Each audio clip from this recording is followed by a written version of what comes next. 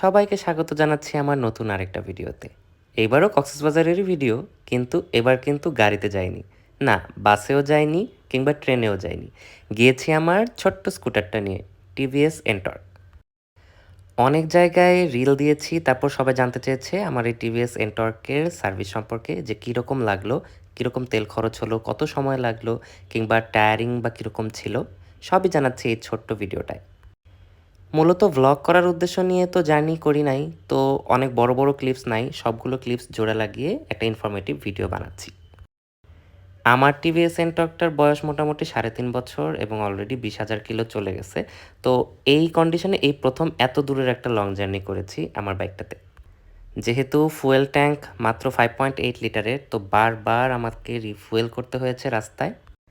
On an average আমি আমার এন্টর্কটায় প্রায় 9 থেকে 10 লিটার তেলে কক্সবাজারে পৌঁছে গেছি। এবং কক্সবাজারে পৌঁছে অনেক চালানো হয়েছে, যেমন বিচে চালিয়েছি। বিচে চালানো কিন্তু অনেকে ডিমোটিভেট করে, আমি নিজেও ডিমোটিভেট করি। কিন্তু যেহেতু প্রথম এবং মানে once in a lifetime একটা মোমেন্ট, তাই বিচে না গিয়ে পারলাম না। পরে অবশ্যই কিন্তু ওয়াশ করতে হবে, এটা কিন্তু মাস্ট। এন্টর্কের অন্যতম একটা সুবিধা হচ্ছে এটার সিটিং পজিশনটা খুবই আরামদায়ক, মনে হয় সোফায় বসে আমি চালাচ্ছি। তাই যত লম্বাই রাস্তা হোক না কেন, যদি আপনি 70 থেকে 80 কিলোমিটার স্পিডে এভারেজে রেখে চালাতে থাকেন, আপনার খুব একটা টায়ারিং মনে হবে না।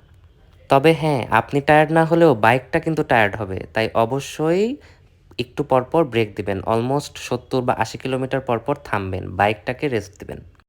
যেহেতু এটা এফআই না এবং এটা এয়ার কুলড, তাই অবশ্যই বাইকটাকে গরম হওয়ার সময় তাড়াতাড়ি ঠান্ডা করতে হবে। আমি যেখান থেকে তেল নেই সবসময় চেষ্টা করি যেই পাম্পই হোক না কেন তেলটা যেন পদ্মার হয়। আর এই কারণে আমি মোটামুটি ভালোই মাইলেজ পাই। সময়ের কথায় যদি আসি, আমি যেহেতু প্রথমবার বাইক চালিয়ে গিয়েছি, তাই আমার মোটামুটি যেতে 8 থেকে 9 ঘন্টার মতো সময় লেগেছে উইথ ব্রেকস, এবং অনেকগুলো নিজের খাওয়ার জন্যও ব্রেক দিয়েছি। আগে থেকে হোটেলও বুকিং করা ছিল না। আমরা সন্ধ্যার সময় রওনা দিয়েছিলাম এবং রাস্তায় পেয়েছিলাম তুখোড় বৃষ্টি। বৃষ্টির মধ্যেও কিন্তু এন্টর্কের পারফরমেন্স খুব একটা খারাপ না। নিজের বাইক দেখে বলছি না, তবে এন্টর্কের একটা সমস্যা আছে, সেটা হচ্ছে এটার ব্রেকিং। বৃষ্টির সময় যদিও ব্রেকিংটা একটু দুর্বল হয়ে যায়, তারপরেও যদি সাবধানে চালানো যায়, এটা অনেক মজার এবং আরামদায়ক একটা জিনিস। ভোরবেলা পৌঁছে আমরা অনেকগুলো হোটেল খুঁজে হোটেল নেই এবং রেস্ট নেই, যেহেতু সারা রাস্তা আমাদের অনেক একটা ঝক্কি ঝামেলার মধ্যে গিয়েছে। বৃষ্টি না হলে আরাম করে চলে আসতে পারতাম।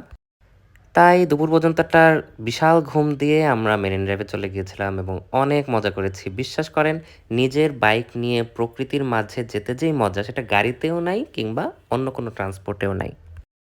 আপনি যখন বাইকে করে কোথাও যান, তখন আপনি সেই পরিবেশটার মধ্যে ওতপ্রোতভাবে জড়িত থাকেন, পরোক্ষভাবে থাকেন গাড়িতে।